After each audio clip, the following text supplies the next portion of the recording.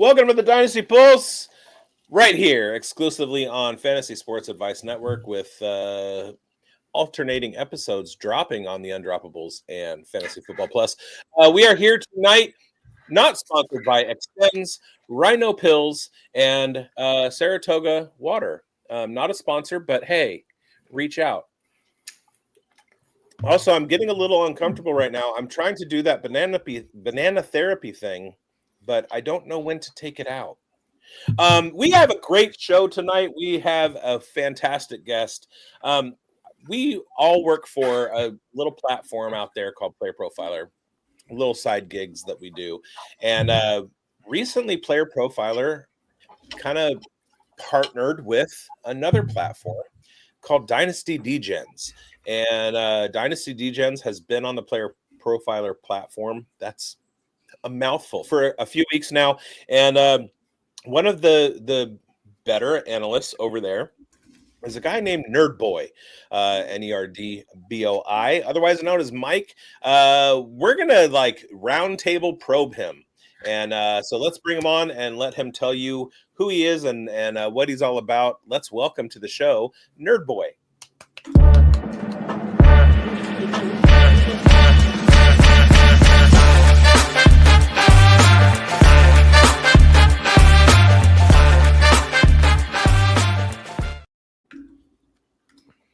Mike, what's up? Yeah, man, I didn't know you guys had no intro for me, man. That was nice. Thank you. We got a whole producer and everything. Yeah, you got banana peel, Saratoga. You've been talking about probing. Everything is good, man. I like the vibes on here already. Oh, no. NerdBoi, what's up, buddy? Why don't you tell everybody? Obviously, Biggs gave you a pretty good intro. You're on fire right now with Player Profile, but tell everybody what you're up to right now. Yeah, I mean, long story short, I got into the space probably around COVID time, and then Dynasty Degens started about 2 years ago. So I took a whole year off from content last year, but we really just came on. Obviously, I'm a good friend of Theo. Theo reached out to me. I think I started Dynasty Degens at the same time that I started Smash Accept, the network over there. So we launched that, and then I just said I want to go solo. So that's when we really just kind of, I got together with a couple of guys and said, let's just, let's do it on our own and let's, grow it from the ground up. But yeah, I'm glad we linked up with you guys, and we've just been doing a bunch of shows, man. We got the rookie show going on. I just recorded that today, and it's dropping tomorrow. Then I have the Dynasty show after this. We have the Devi show on Saturday.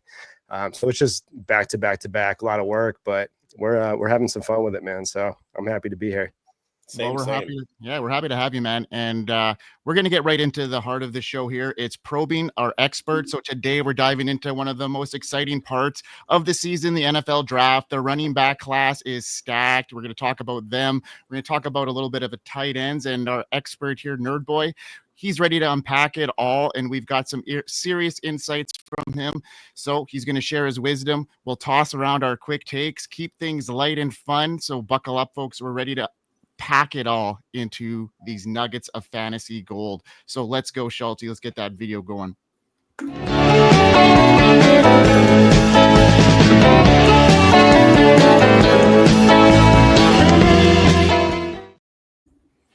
Yeah. Right. You are up, man. Get us a question here for our guest. Yeah, sorry. Hold on one second. I've got my citrus ready. Refreshing. There it is. I gotta say the citrus in there is pretty supple. But it's good. It's good. All right. We got a question here, and we're gonna talk some tight ends. I feel like this tight end class, honestly, just isn't getting talked about a ton. And it's looking like Tyler Warren's going to end up being a top 15 pick in the NFL draft here, which tight end standards, that is very important, very impactful. If that plays out, how high are you going to be drafting him in rookie drafts, and how much higher do you bump him in tight end premium? So I have him graded out pretty closely to a couple guys in this class. In general, like I like Loveland a lot. So at cost, I don't know how much I'm going to move him up, just because I think there's a lot of people out there chasing the next Bowers. Just like the class before that, they were like, okay, the next Pitts, this and that. You know, there's always that one guy that everyone is boosting up in value. And I'm wary of Warren's profile in general, just because we saw him at Penn State. We saw the guys that he was with, and they came out and they didn't get drafted high at all, but outproduced him, generally speaking, for the freshman and sophomore year of his collegiate career. And then we saw him kind of split work, but he didn't really break out until his senior year. And that already kind of bumps him to level playing field, as far as, even though that he had that monster year, it's still 1 year to go off of, and it just has a lot of the prospect profile that I have on him. I think I'm probably going to wait and not boost him over guys like Ibuka, or even in a TEP league, you're talking about taking him over one of the 4 running backs. And if they all get good DC and they get good landing spots, it's going to be hard to even, I can't do it when I can go grab, like I said, Loveland at the end of the second, mid-second, whatever. I mean, I don't think he's going at the end of the second, but he's probably going to be towards the second round, early if mid. And then if all that value is being pushed down, I think that's the move. You just got to wait. Just, we saw what happened with Kincaid and Laporta, and it's just like the value of the first round tight end doesn't always mean that it's going to be success in the NFL. So, Mike, I really, really like your analysis.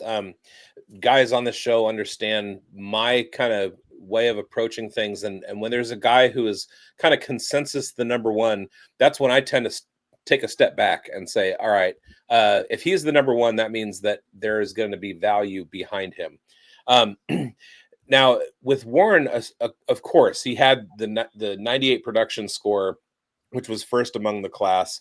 But he had a very supple athleticism score at the combine of 85, which ranked him second in the class.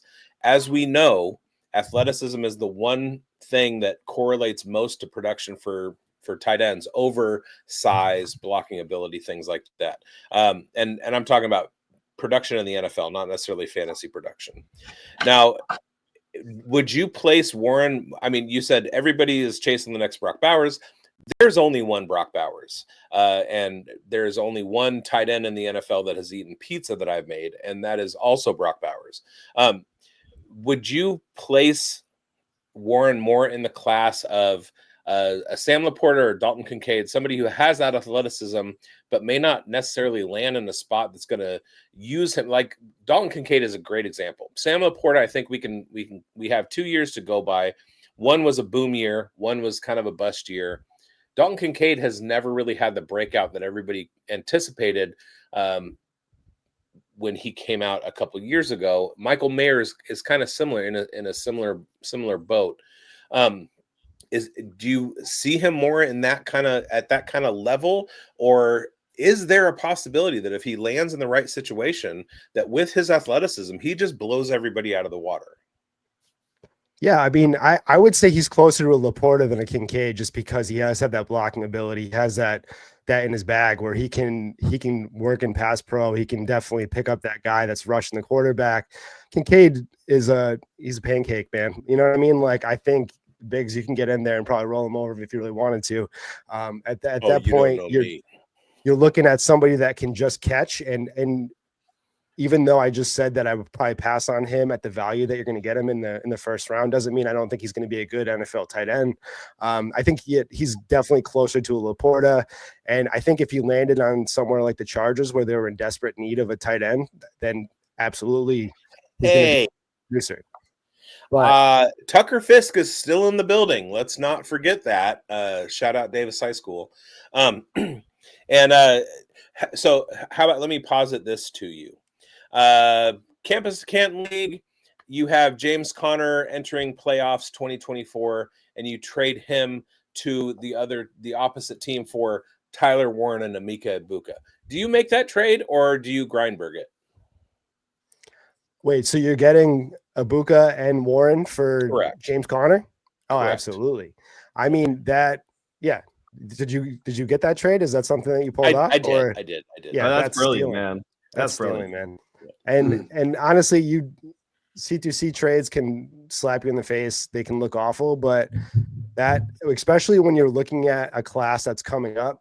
If I'm trading in the C2C class, like league, I'm always looking at, okay, they're getting drafted, because the risk that you have in a C2C league is you're going to draft guys that are juniors, sophomores that might not even see a draft class. You know, they might ever not even make it to that point, but you're looking at guys that clearly were going to actually get drafted. So that's stealing for sure. I'm never going to let Grindberg live that down. Good. He does it. He does it. Okay. That was Grindberg get a title back-to-back championships. I would have been for my backup. It's the rings, Biggs. Yeah, it's all about the rings, and I understand the motivation. Yeah, Grindberg's got so many rings he can't even turn doorknobs anymore. Exactly. Shout out. I mean, that would have been for my back-to-back in a dynasty league. I mean, what do you do? Like your number one running back goes down in injury. You have the number one team headed into the playoffs, and you need to make a move. Yeah, humble brag. Yeah. Well, I understand. I'm defending, and at the time, I was just trying to continue my greatness. Sorry, excuse me. James in the middle of a dynasty, guys. My bad. Yeah. Mike, James Conner, Chiefs fan. That was a supple trade. Yeah, I understand, but I'm still going to talk about it till the end. And you should, because that's going to help you for years, absolutely. And it didn't end up making it, back-to-back champions, so that's okay. All right, Chev, let's go. Now that I've refreshified myself and I'm prepared to discuss some dynasty football with you, NerdBoi, it's great to have you on. Let me just first say that it's fantastic. We've been in communication a little bit, and I've been excited for this. One could say that I was bricked up in the cement aisle about the opportunity to probe you tonight. Bricked up. Oh, baby. Now, I need to know from you, NerdBoi, which running back outside of Ashton Jeanty do you expect to get off to the fastest path to RB1 production out of this vaunted 2025 NFL running back draft class? I mean, I've said it's the best class since 2017. I would love to know if you agree with that assessment, or if you would like to provide the class with some legendary ball knowledge, courtesy of the Dynasty Degens. And also, which running back do you predict to have a more supple start to their career, while acknowledging that they'll eventually be an RB1? Now, and where are your favorite and least favorite running back landing spots for this draft? All right. So this I don't want to be political with this answer right now, but the running back class, it's a straight line 1 to 5-ish for me. So you get Jeanty obviously in that tier. Hampton is like right there, like almost in that tier. Like I'd say 1A, 1B almost. And then you're looking at Travion Henderson, Keyshawn, and then that gets into that third tier-ish. Like you got the Caleb and the Samson, and like it gets a little messy after that. But I think you're looking at, obviously you're going to see Hampton get probably first round DC at this point. I mean, that's the way that it's looking right now. So if you're going to look at somebody outside of Jeanty to kind of launch off and be a workhorse back, he's probably the best bet just based off of landing spot, DC, and then team need. But it's just, once again, like you talk about rookie running backs, these guys start slow. It's hard to just go in there at game speed, because you can practice all you want. You can do whatever you need before the games, but ultimately it's a learning curve, and it's a massive learning curve as a running back. So you see guys like Gibbs. I mean, there was a massive buy window for Gibbs his rookie year. Everyone was like, oh, I guess they just drafted him to sit behind David Montgomery for half the year. And he kind of did to a degree, but then he just launched off. And you probably could have bought him very cheap. Like I made the mistake of selling him. I sold Gibbs for Breece Hall, and now I'm kicking myself for it. You know what I mean? So it's just these running backs will be successful. It's hard to predict which one of them is going to just launch off. Like if I had to make a educated guess, I would say Travion Henderson has the best bet because he's the best pass catching back. He's probably closest to a CMC in this class. I'm actually dropping a rookie profile off tomorrow on him if you guys want to tune in for that. But it's just, he has that ability. He's amazing in pass pro. He's probably the best pass pro running back in this class. That immediately is going to get him on the field. He's already going to get playing time alone based off his blocking. So you're already locked in for at least 10 to 15 touches a game. And then you're talking about if you're in a zone, an open zone scheme, like if he lands, I don't know, like in a wide open space, like spot that they're just going to like toss to the running back constantly, you know, bust out the Broncos and get dump offs like 7-8 times a game. He's probably my go-to there. As far as somebody that I think could start slow, I think Caleb Johnson probably is going to enter the NFL as he's going to go in the mid to late second. And he's probably going to go on a team that already has a running back there. And he might sit and hang out for a little while. You know, I'm not saying that he won't produce, but I think it's going to be like, I don't know, you're going to look at him like 5-6 touches a game, and he's probably going to work in a little bit and maybe he might launch off a little bit, but I think he's closest to a Najee Harris in this class, and that's who I have him comped as. Like, you're not going to see a bunch of dump offs. You're not going to see him catching passes, but he's a grinder and he can run in a straight line. You know, he does have that straight line speed. He's semi explosive in the hole. Like, he's not going to like wow you with anything, just like Najee Harris does, but like he's durable. You know, he's a guy that he's definitely going to be successful in the NFL. I just don't know how successful and how immediate that's going to be. And then did you say favorite landing spots or least favorite landing spots? Both. Doesn't matter. I said both. I said, as the French would say, dose.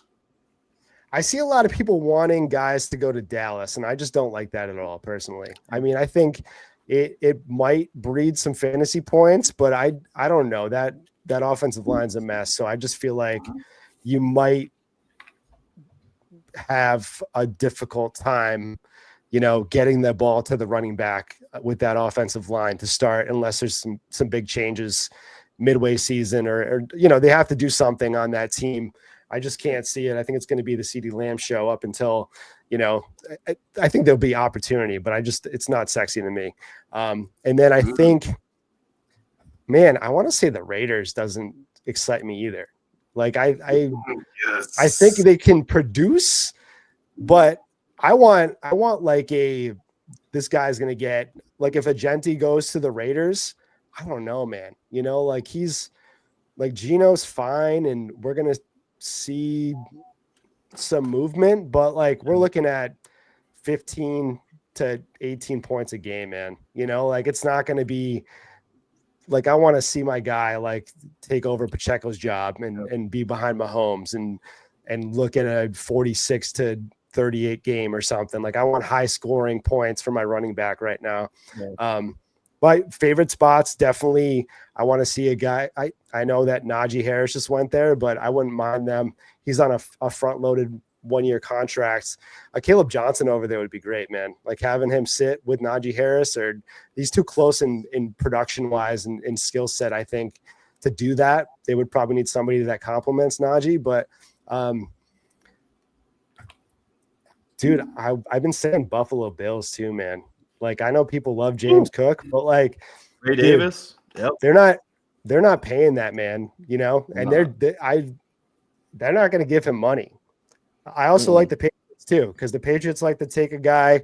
They like to take two guys. They like to take their guy that's going to replace a running back 2 years before they do it.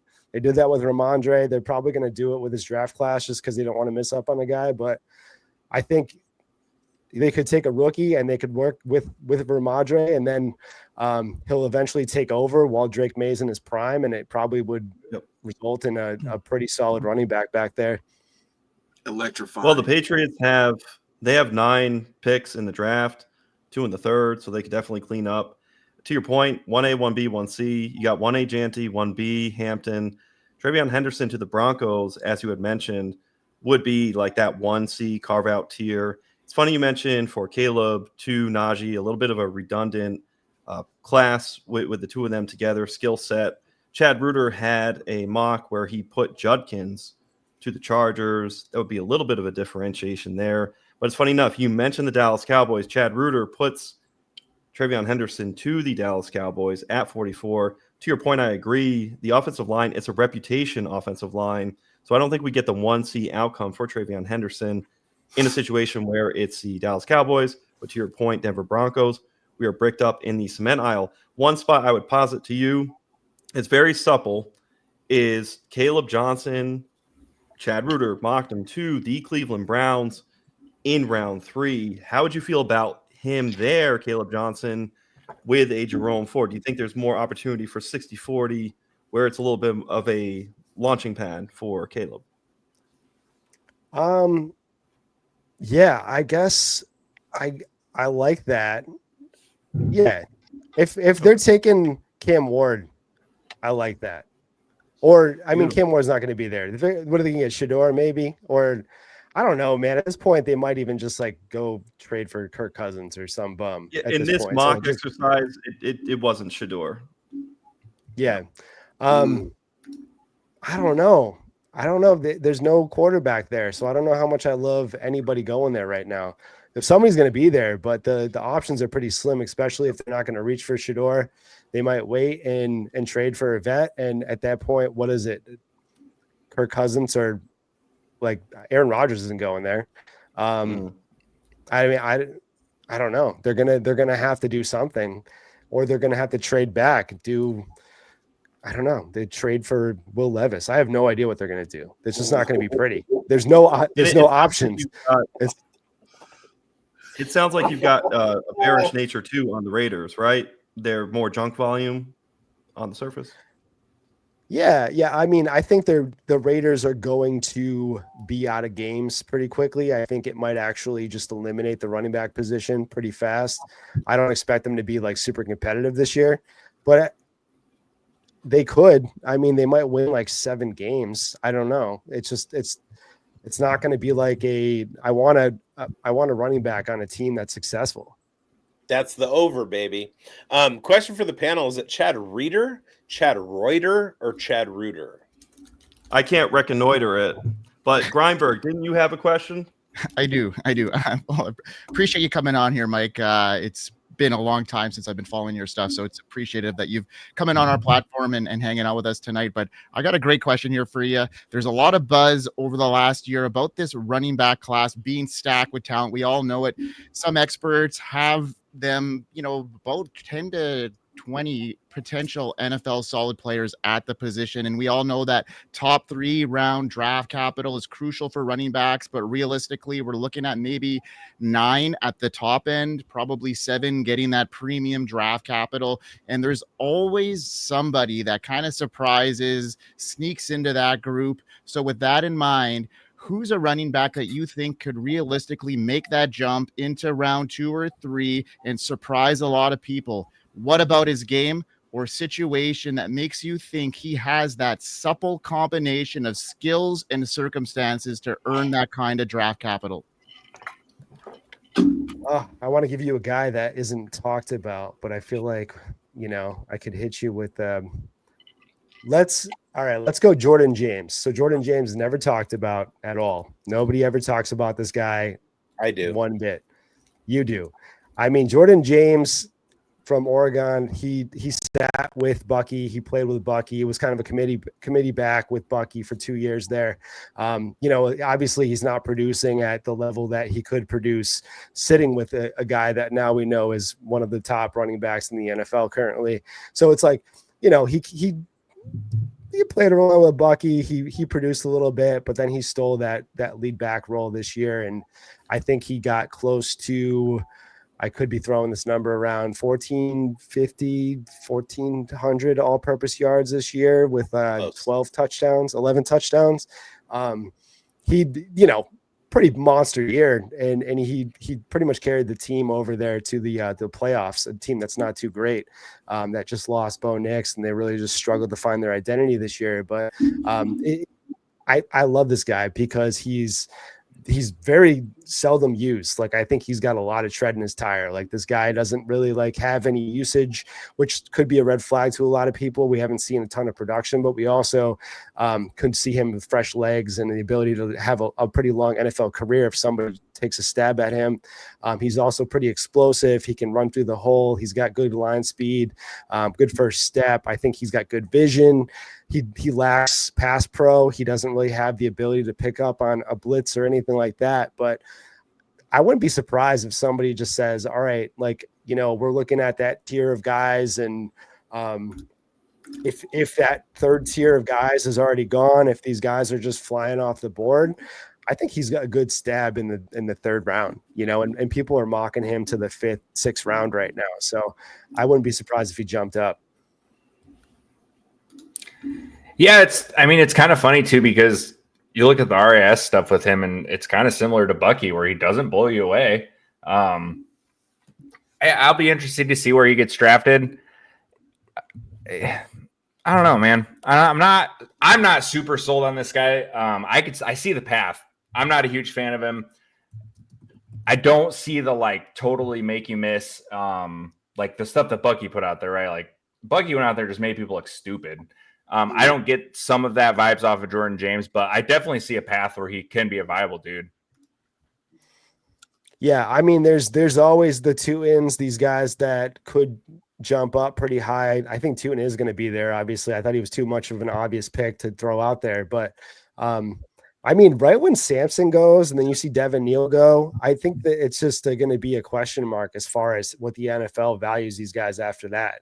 Because I think once that 8th guy goes off the board, then it's like, where does the NFL see these guys? Because I could flip flop like the Scattabos, like these guys, like I could throw them in any different type of order based off of their DC and their landing spot. It's really like I can't do a evaluation of their talent purely based off of just that, because it could fluctuate so fast.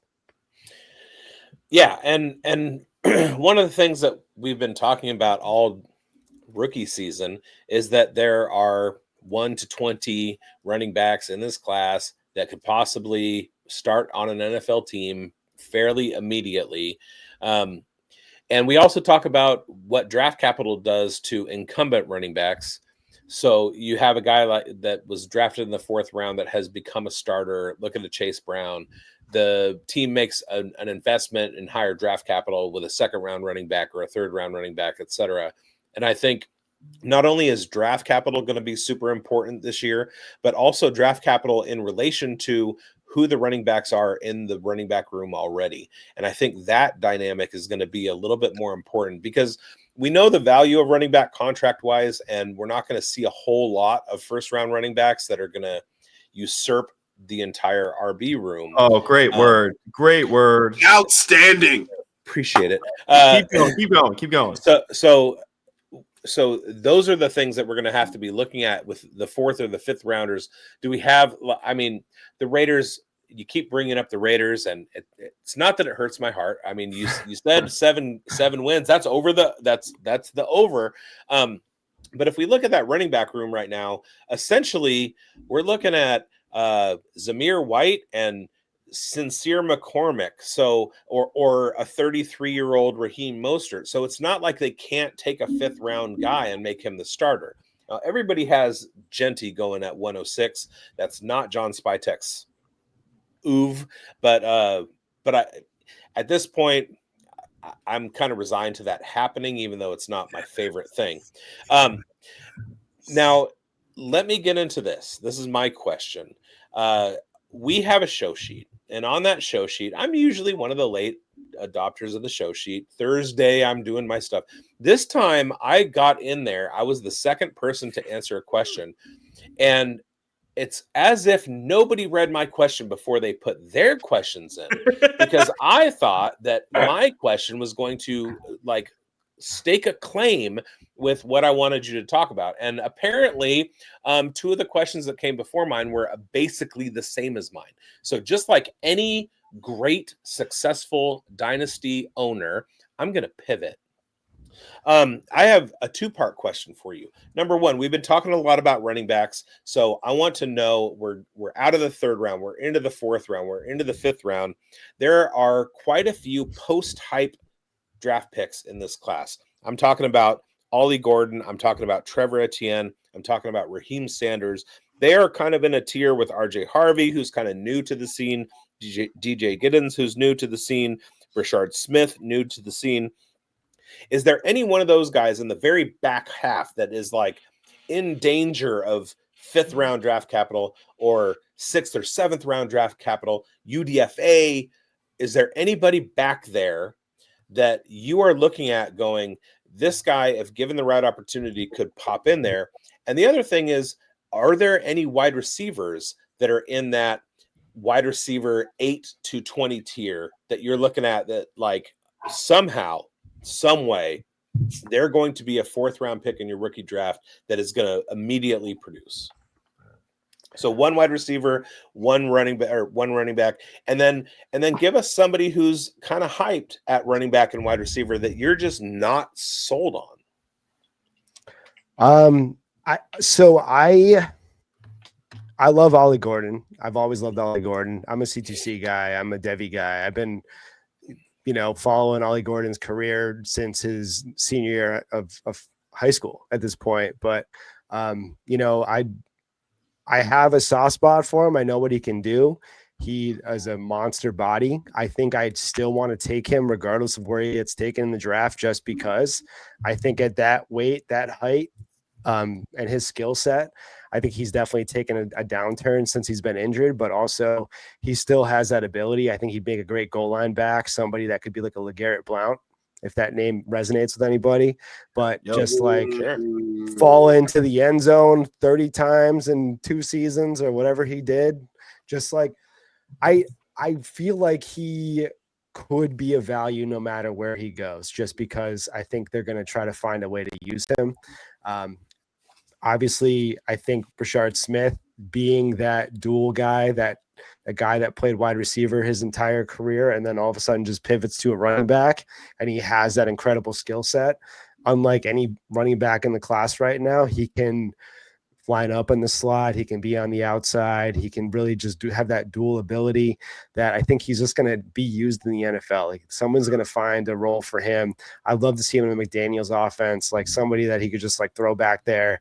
Now that backfield is kind of clearing up a little bit, they brought in Alexander Madison. Like, I think he could just kick rocks, and they could just bring in somebody like that where they can really just use his full skill set. He's got to be in a good spot for me to just like really slam him down in the fourth round. But I think he just still, it's value regardless.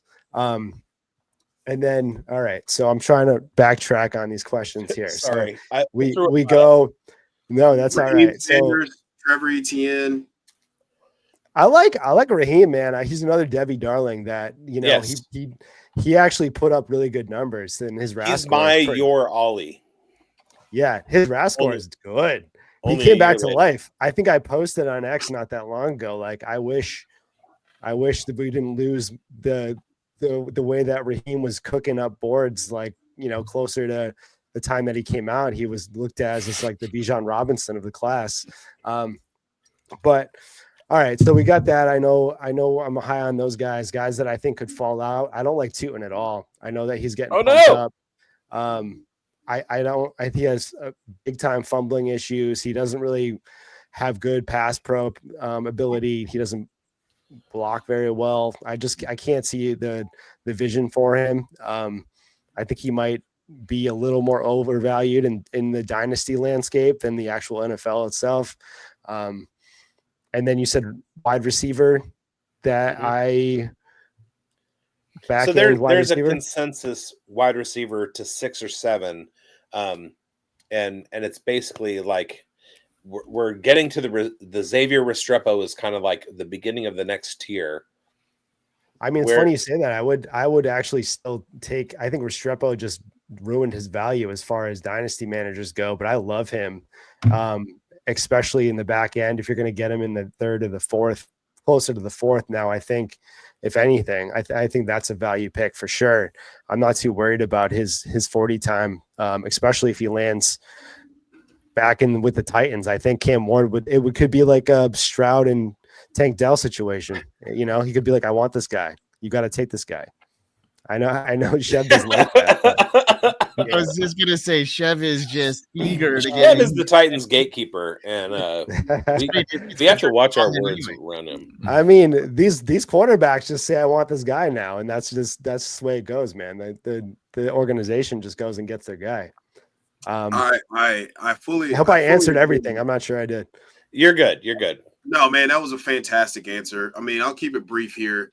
There's one name that we haven't talked about, and I wanted to bring that up, especially now that you've mentioned my Titans. And I've never been a Restrepo guy. I mean, it's a cool thought to pair your college guy, but there's another college guy that's been getting a little bit of buzz, that Chris Sims currently ranked as his number 2 receiver in the class, that played with Cam Ward in college, and Kyle Williams. So I'm anxious to see what your thoughts are as far as that potential pairing, and him being a guy that's in the 4th round currently, or even the 5th round, according to quite a few of the ADPs that I've established across various networks. So what are your thoughts on Kyle Williams and his potential impact?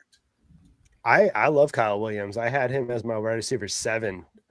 I think that's really where I'm going to keep him right now. But I think he's definitely NFL ready. You know, like I think that he's going to go up boards pretty high as far as the actual NFL goes. I think dynasty managers are on him because he's a little older, but I'm not fading him. I think he's definitely a good value. I got him actually in a Devi supplemental draft in the 6th round. You know, so just like, all right, good value. But yeah, he's got good footwork. He's definitely got good release. I think he has a decent route tree as far as like his movement goes. He's intelligent. I like him. I think you got to follow Chris Sims, man. The dude is cooked, but like he's dropping his rankings, and like, man, they're always fire. Like he always just like, they look so outlandish, and then you're like, oh man, like that was not too bad. That was pretty good. You know, like yeah, no, he does the work, and that's the most important thing. He's not parroting somebody else's take. You know, Chris Sims has always watched the film before he puts something out there, so he can support his opinion with like what he saw. Whether or not it works out or not, that's irrelevant because you know he did the work. I've built up a fraction of more of respect for the guy because his rankings, when you look, like you said, when you look back, they're never as insane as when you first see him. So yeah, he's always a little bit on. Yeah, you got to respect a guy like that. You know what I mean? He stands on business. He doesn't really go off of the echo chamber or anything like that, you know? So, yeah, I mean, he hit almost everybody last year as far as rankings go. I think I'm still waiting for that Roman Wilson. I think I was a big Roman Wilson guy, like through and through. So I think he's probably going to hit on that too. Maybe. All right, NerdBoi, question for you now. The running back and the tight end position. Let's go into how we angle and attack philosophically our rookie drafts. The running backs, tight ends have gotten a lot of love in this draft class. Receiver position, it's seen as top heavy, and then there's a cliff. QB, we've got those big 3, but analyst to analyst, you'll find wavering opinions. Some people like Jackson Dart. Some people like Shevdor Sanders a little bit more. It's a very supple difference. Let's say you're in the top 3 picks. You're in the top of your draft. With positional depth in mind, when attacking a 4 or 5 round rookie draft, are you inclined to get the top tier running back like Jeanty Hampton and arbitrage down at other positions with later picks? Or do you subscribe to getting the premium players at positions where it is top heavy, say for receiver, Tet McMillan, quarterback, Cam Ward, and then scaling down the ladder at running back due to the depth of the running back class? So which outcome do you like best? And this is just a long-winded way of asking how you'd attack going cross-position, and what emphasis would you rather attack, RB and then other positions, or receiver QB and then running back later? Yeah, this is a lot of dynasty game theory. And if you guys listen to my podcast, that's what we covered the most. It's like, how are you going to trade on a board? How are you going to move around? What value you're going to take? And that's the stuff I love. That's how my brain operates. But I always just look at my league, like it's all dependent on how these guys value everybody. If my league values running backs more than wide receivers, or if they value tight ends more than quarterbacks, like every league is wacky. Every league is just like up in the air. I'm in a 12-person super flex league where nobody cares about quarterbacks. 3 guys have all the quarterbacks and they're just like, nobody cares. Nobody wants to trade for them. And I'm just like, I have 6 quarterbacks right now. Nobody will buy one from me. So you're one of the 3.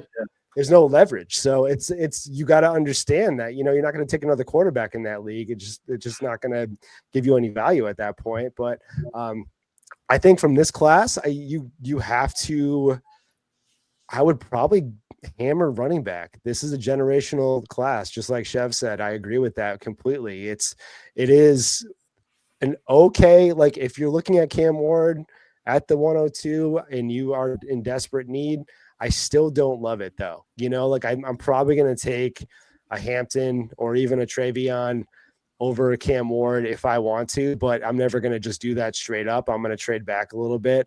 I'm going to put that pick on the block and look at the league and see, who really wants Cam Ward, if that's where he's going. And, you take that bet. Maybe they're going to take the running back I want, but I'm still going to accrue value and hopefully get the guy that I wanted to take early anyways. I play the board. I never come in there with a game plan. And sometimes I end up with 4 tight ends and I'm just like, well, I'm hoping they all hit and that's value, but it's just, I find out what's going to fall to me. If I don't like it, I like what's back, I move back and I accrue a couple picks or I get a couple vets on top of that, Dallin Holker for the win. Yeah, never a set game plan, because if I do that, then I just miss out on opportunities that I probably wouldn't be looking at. Yeah, no, that's a great call. And we have to bring that into, because a lot of people on our show, we're looking at like the random normalness of a player. Now we're talking about the game theory of it. And it's important that you bring that up. And yeah, that's great. Let's cruise into this next section here. We've got, about 20 minutes left here with our boy. So NerdBoi, let's get into some dynasty stock downs and a player that probably has got some value right now that may not be, at that stage next year at this point. They're going to lose a little bit of stock. So who do you got right now that's being valued, drafted in startups that you're probably looking to get rid of or not draft at all? Probably I think Kyron Williams is somebody that I probably would like to move off of a little bit here. Yeah. I don't think that he's going to completely fall off, or I don't think he's going to just not produce. I think, but that's the thing you want to do, especially with running backs. You want to sell them 2 years before they fall off. You're never going to, running backs stay the same for like a year. And then they go down and they go down and they go down. There's never a massive boost for a running back's value. It's like somebody gets traded, they get to a good position, maybe a round jump, but they're not like wide receivers. Like you can see Nico Collins go in the 14th round and then all of a sudden he's a second rounder. Like that happens with wide receivers. It does. You see the Pukas, you see these guys, the running back, Bucky, but like it happens for a year and then they dip in value. Regardless of their production, they still say, okay, I don't want to draft a 26-year-old running back anymore. Josh Jacobs has been smashing for 5 years. People still draft him in the seventh round at this point. And it's like, why? I don't understand how that's there's no, if you like money, I don't know what you're doing. But yeah, I mean, I'm a big, I don't know. I'm not a big holding on to a guy that had limited DC for that long. Like it's like the Pacheco vibe thing, I think he's still going to produce. I think he's still going to give you fantasy points. I think they're going to work in Blake Corum a lot more this year. I think that rookie year was just like, okay, we saw him mix in a little bit, but I think it's going to be more of okay, we're going to see a 2-back system in place. I think they're probably going to keep Kyron healthy that way, and they're also going to see what they have with Blake Corum. And if he shows out, like I think he probably could, they might be looking at a replacement, and they're going to have to shed that money eventually. Stafford's not going to be playing forever. His wife's not going to let him do that. So it happens all the time. And I mean, I don't know if all you guys remember, just a few minutes ago, we talked about kind of game theory. And that's one of the things that we have to look at, and that is positional value. And running backs tend to lose their value quicker than any other position. A tight end, it takes a while to gain value, but once they hit that value, they tend to stay there for a while. Rookie quarterbacks tend to hold their value for a good 2 to 4 years. Wide receivers can become a value and then absolutely break that value the following year, like you gave with the Nico Collins example, all of the third-year breakouts. Running backs is kind of a different story, and I absolutely get it. And Kyron Williams is a guy that a lot of people were out in his draft class. A lot of people were out on Kyron Williams entering last year, although he had a pretty good year. And now it's just more of the same. People are out on Kyron Williams. Does that to you suppress his value to the point where now all of a sudden you see him as a buy because everybody is kind of looking at it the same? From an analytical perspective, you kind of have to, I have to agree with you that Blake Corum's going to get a little bit more run. Kyron Williams didn't have the best combine coming out. All of the signs were against him. So it's only a matter of time before he completely drops out. When you have a guy like Matt Kelly, who's like Kyron Williams is on his do not draft list, we tend to listen to Matt Kelly. Is there a fulcrum? Is there a point where you flip on a guy and all of a sudden 2025 or later summer drafts, now you're in on Kyron Williams? What is the point where that happens? You see that with guys like Najee Harris, like you look at guys that are downtrodden in the community that consistently play, don't miss games, that produce, like they're just not sexy, like they're not the Gibbs. They're not the guys that are, pulling off 90-yard touchdowns or catching 10 balls a game. Like they're not doing the Kamara. Was that a Thanksgiving game, Christmas game? I don't remember what that was, but that was the 6 touchdowns. Yeah. Christmas. It was Christmas. Yeah. They're not doing that, but they stay true and they stay consistent. And yeah, if Kyron Williams does it for another year and then there's a Blake Corum, he doesn't do much, and it's just right now I value these guys based off of startup value because that's really just telling me, that's the echo chamber that tells me exactly where these values are. So we have I have a little tool that I take all of our startups, I bust it out, I put them all in there, and then it gives me the average ADP. So I do startup almost every day as a mock, and then I just kind of plug it in in the Discord, and then I just see. So it's like ADP wise, he's at the 107 right now. The 107 could be Travion Henderson, it could be Keyshawn Judkins, it could be Emeka Ibuka, whoever it is that you value there. But it's like, that's a sell to me. I mean, I think I'm gonna do a reroll on somebody like that at this point, but that's what makes Dynasty beautiful, though. You can look at that and say, I would sell any of those guys for Kyron Williams right now. So you're saying you're a globist NASA shill? No, I'm sorry. Sorry. All right, I'll keep it quick here. I'm going to be selling off some Jordan Mason. Now, I obviously just got traded to the Vikings. It was like a 5th and 6th round swap this year, plus a 26th 6th round pick heading back to the 49ers.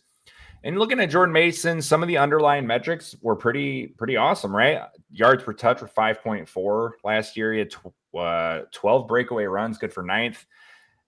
Obviously, you're looking at some of the system here. We've watched a lot of dudes step in and, when CMC's gone down, and then prior to CMC, you've just seen bunch of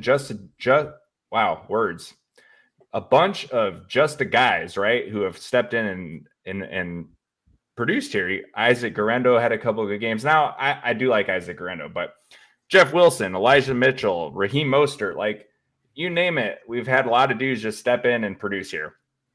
First 5 weeks of the season for Jordan Mason averaged 22.4 touches per game. So massive volume was a big part of his success. Now he's going to be sharing a backfield with Aaron Jones. Like the dead cap there is huge this year. And he's on a 2-year deal. I'm not sure how the second year is constructed, but like he's definitely going to be there this year. One thing, if you're in a timeshare, what do we want that second fiddle guy to do? Catch passes. 14 career receptions for Jordan Mason. And the last thing for me here is we've hammered this running back draft all night. It is entirely possible the Vikings add another body here and another awesome one. So yeah, I'm selling off my Jordan Mason shares wherever I can. I just don't think he's that special of a player. And I think you're going to be able to find someone who likes the player and sees this as a step forward in his career. And I'm just not there with that.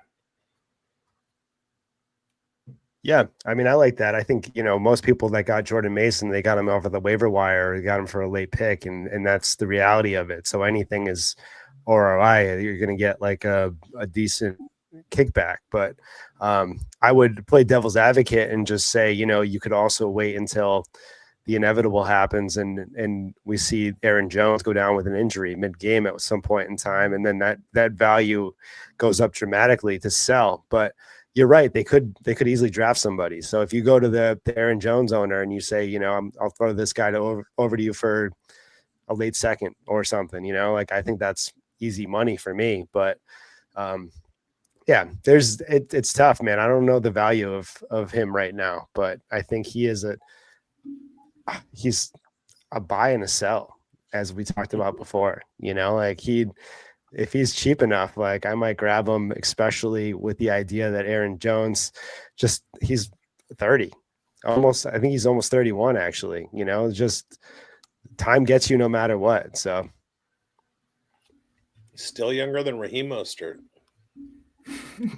The ageless wonder, Raheem Mostert, the beacon of health, the Oakland Raiders legend, Raheem. I'm sorry. Listen, so. My guy is James Conner here. We're talking about a guy who played his career high in 2024 in games played with 16. He was trying to get that 17th game. Just wasn't going to happen for him or any team that I had him on to get us to the championship. No big deal, though. No big deal. Also, I'm not bitter about that at all. He's coming off a career high 283 touches and also a career high in rushing yards. And I'm right there. The same thing that you said about Aaron Jones, we're talking about with James Conner. He's going into his age 30 season. Like I said, we're coming in with almost, over 1,500 yards from scrimmage and 200. So career highs across the board. And that makes him a prime sell to me. I need to get out of this business. I'm working on an article about Trey Benson being one of my favorite dynasty stashes because the Cardinals can get out of James Conner's contract after this year for just a $2 million cap hit. So, yeah, I would like to know what your thoughts are about selling James Conner. Yeah, I mean, I think James Conner's been a sell for a long time, but he's just proven that to be suspect moves on my part. I was like telling people to sell James Conner 4 years ago. So, he's definitely stayed true and he's lasted a lot longer than I thought he would, but he still has those sprinkled in.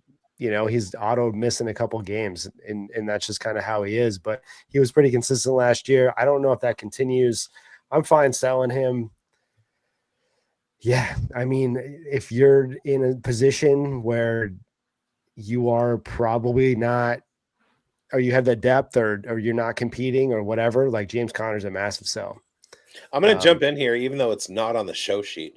I just want to point out to the viewer or listener, however it falls, we see a trend. So you have a guy like James Conner who last year had career highs in touches and blah, blah, blah. 2022, the NFL touch leader was Josh Jacobs. 2023, it was Christian McCaffrey. that guy tends to fall off the following year. James Conner is in that category.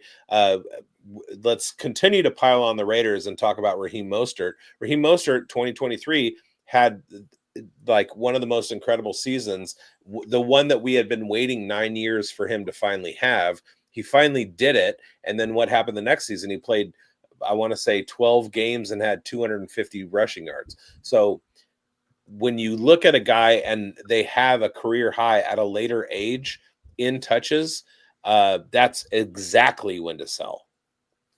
Yeah. And you sold at the right time when you got rid of him for Tyler Warren and Nick Abuka, but it ended up working out good. It was a good transition into my guy, because I think I'm going to raise some controversy here because I'm selling Breece Hall. Especially today. Yeah, I know. But yeah. After all your guys is back and forth in our group chat, I was like, okay, well, this is going to be fun to hear it on here. But you know what? I'm lower on Breece Hall this year. The biggest thing for me is the Justin Fields coming in. He's now on the team. His passing opportunity, I think, is going to shrink quite a bit. Justin Fields doesn't exactly dump off. His path to returning that RB6 ranking looks increasingly difficult unless something supple shifts in the Jets offense. His chances of regaining fantasy glory are slim. Last year he was inefficient compared to years past, only 4.2 yards per carry, 876 rushing yards, and only 5 touchdowns for a player that was once projected a top-tier fantasy back. I think these numbers are underwhelming.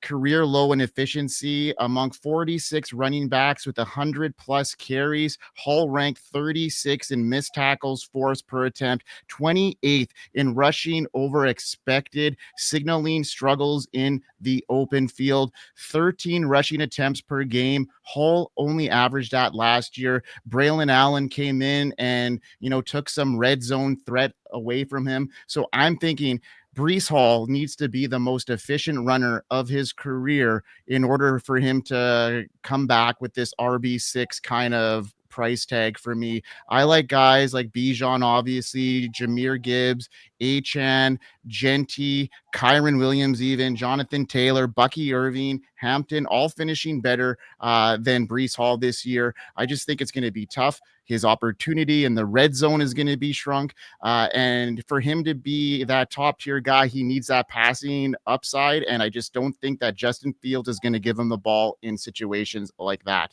So that's why I'm out on Breece Hall. I could see him actually fading out of the top 10 in Dynasty. So I'm out. Yeah, I think a lot of people are probably going to feel the same way, though. So it's going to be difficult to sell at value personally. I think a lot of people share that thought process of him being a sell or being devalued because of Justin Fields. I think that move in general might not net you the value that you think Breece Hall could net you.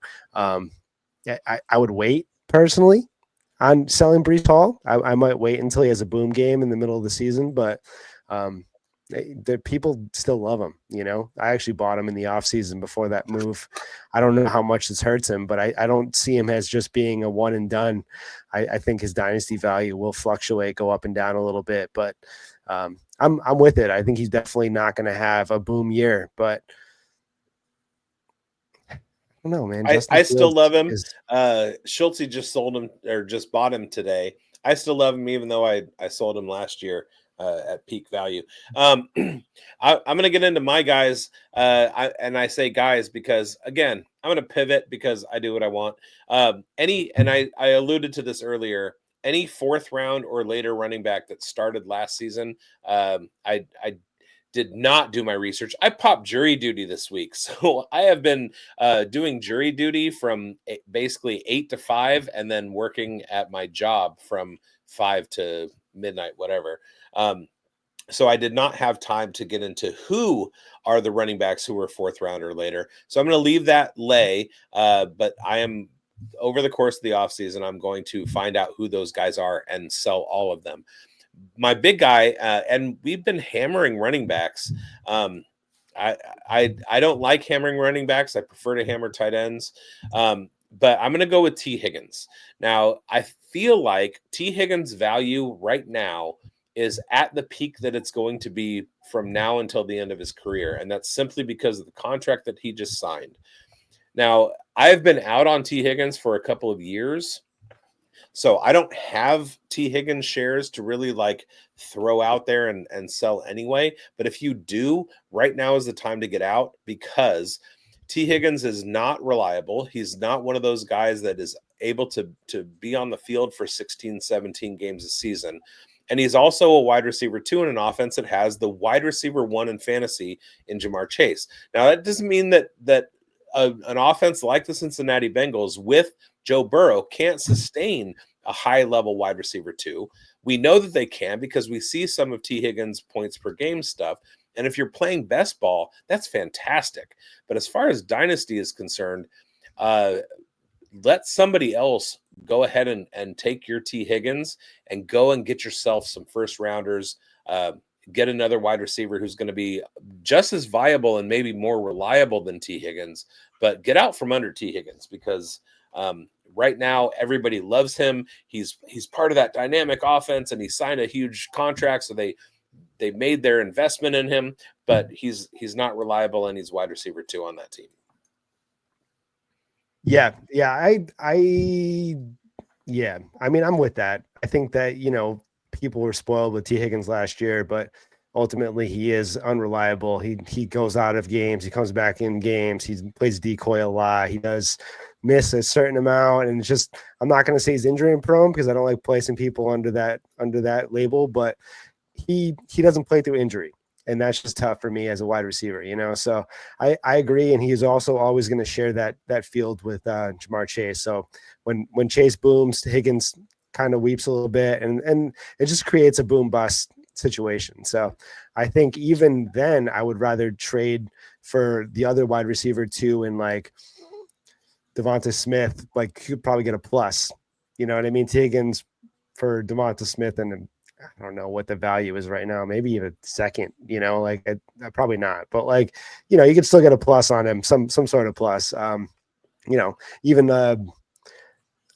People are out on Zay Flowers. I think Zay Flowers is actually going to boom in his third year this year. I think he's going to actually have a really good year over there, and he's going to be sharing the field with Hopkins and the ghost of Mark Andrews. So it's like the sky is the limit for him as long as they have a passing attack over there. So I think he'd be a good trade target for T. Higgins as well. Yeah, I'd rather have Jordan Addison. I'd rather have Jacoby Myers. I'd rather have Devontae Adams or Puka Nacua. Somebody Jacoby Myers. Oh, baby. Talk dirty. Got to throw that out there. All right, Coach, let's finish this out and get out of here. Okay. All right. We will do Joe Mixon. Joe Mixon before the NFL draft, I think you got to get rid of him. He'll be 29 in 2025, RB 17 in 2024, 14 games played, 5th in opportunity share, 9th in target share, 34th in fantasy points per opportunity, 0.81. Not good. 7 of his first 13 games, RB1. Final 4 games, didn't finish above RB 27. 9th in fantasy points per game. He ran pure on opportunity. My prediction is the Texans will bring in competition in the NFL draft. You want to ring the bell at the top, get out on Joe Mixon 1 year early versus a year late. Joe Mixon for Jerry Jeudy on KTC. Early 25 second. Matthew Golden. Those are the values that I'm seeing. I'm liquidating for all 3 for Joe Mixon. What do you got on Joe Mixon for selling, NerdBoi? I would definitely sell Joe Mixon. I think that he didn't deliver fully to where people saw. Obviously, the Texans didn't have the humming offense that everyone thought they would. They didn't transition a year or two as well as people anticipated. So I think, yeah, Mixon's a massive sell. I mean, I think that any guy and with that kind of contract at that age, like they're on to 1 year contract territory now. Like after 29, you're lucky to see a 2-year contract for a running back. It's just going to be 1 year, 1 year, 1 year. There's no job security that way. And then, if there's an injury, these guys can just get dropped from the league completely. Like another injury to Joe Mixon, you might not see him again. And that's just the reality of it. When you get hurt at 30, you just don't want to do it anymore. And I feel that, I'm almost 40, so I definitely feel that. Oh, almost 40. Yeah, he gets 30 at 30. For Wow, almost 40. You are old. Yeah, no, I was out on Mixon last year and I got bit by it, but whatever. Age cliff, it can happen, or sometimes it doesn't. That's gonna wrap it up for us. Thank you, NerdBoi, for coming on the show. Definitely our favorite Dynasty Degen. And so go ahead and let us know what you're currently working on at Dynasty Degens and where we can find all of your stuff. And then we'll get to Dynasty Pulse after dark. So we are doing the Scouting Report Dynasty show in about 10 minutes. I'm going to have Peter Howard on there. So we're going to just talk about his process and how he goes through the rookies of his class. Tomorrow we are dropping the Travion Henderson rookie profile. So that's going to be over on it's going to be over on YouTube. So Player Profiler now YouTube. And then also obviously Spotify and Apple and all that good stuff. And then we have the Devi show that is going to be dropping on Tuesday of next week. So a lot of back-to-back shows, a lot of fun stuff. Our redraft is starting. We have an open Discord, so open to the public if you want to DM me for that. And then we're just always cooking stuff up and doing startups and having fun over there. So definitely, a lot of Saratoga. So enjoy it. Nice. Yeah. I love Peter Howard. He was on my personal channel. Fantastic analyst. The dude, like, if you want somebody who like digs into the data and like the spreadsheets, Peter Howard is definitely a devil. Well, we'll let you get to it, man. So thank you so much. All right. Thank you, guys. Peace out. I'm a dip. Thank you. Yeah. All right, everybody. Boom. Let's just end this real quick. And we're out.